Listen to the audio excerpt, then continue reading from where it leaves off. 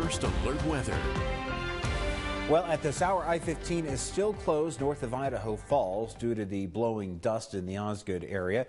But we are clearing out from some of the clouds we were seeing earlier. But we're not really looking for a lot of wet weather here for the late night hours tonight. But as we get through tomorrow, late morning and midday, some showers will try to get back in here. More wind for your Saturday, but we're still looking at a decent Sunday in that forecast. Current wind speeds of 15 miles per hour for Idaho Falls. We're getting 10-mile-an-hour winds currently in Pocatello and 17 for the wind speeds in Jackson, with those wind gusts still into the 20s and 30s. Rexburg still clocking a 33-mile-per-hour wind gust. Now, the winds are starting to calm down a little bit tonight as we're getting past sunset, but the winds are expected to fire right back up again here for tomorrow.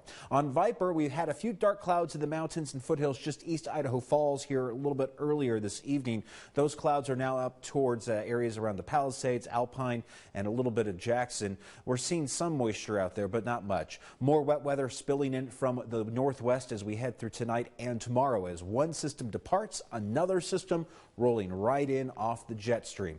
Here's a look at the forecast for tomorrow and Sunday. This area of low pressure that's been currently overhead here across Montana, North Dakota, it's moving north towards Canada. It's moving into Canada, and it's taking the jet stream along with it. Along that jet stream, we do have the Saturday storm that's going to come through. Most of the wet weather for tomorrow favoring areas to our north Idaho and Montana. But we do expect to see more wind in here. And then as we head into Sunday, we'll push back on the showers. We'll move the jet stream further to the north, and high pressure beginning to build in across the desert southwest and the Four Corners. That's going to bump us up into the 70s and 80s, at least for a couple of days. More stormy weather trying to get in, though, for next week, especially as we head to Tuesday and Wednesday. You'll see that in your 8-day.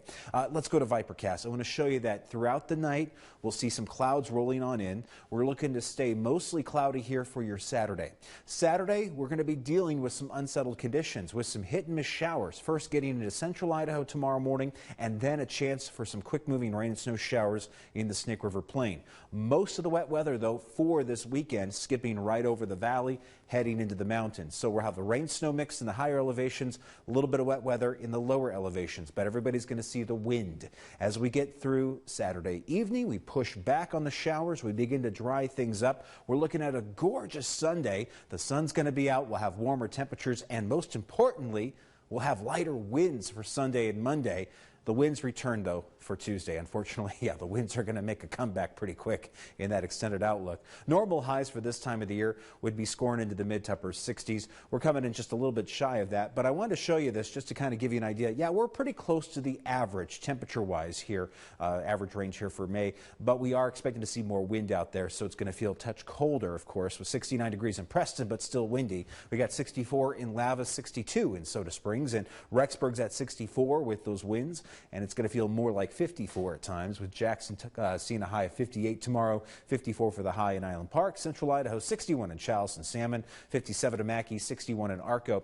And the Snake River Plain, we're going to be looking at the upper 60s, lower 70s for Pocatello, mid 60s towards Idaho Falls and Rigby, with lows tonight into the 30s and 40s. 8-day, we'll go to Blackfoot first. Look at this. The temperatures are just getting up there into the high 70s for Sunday and Monday.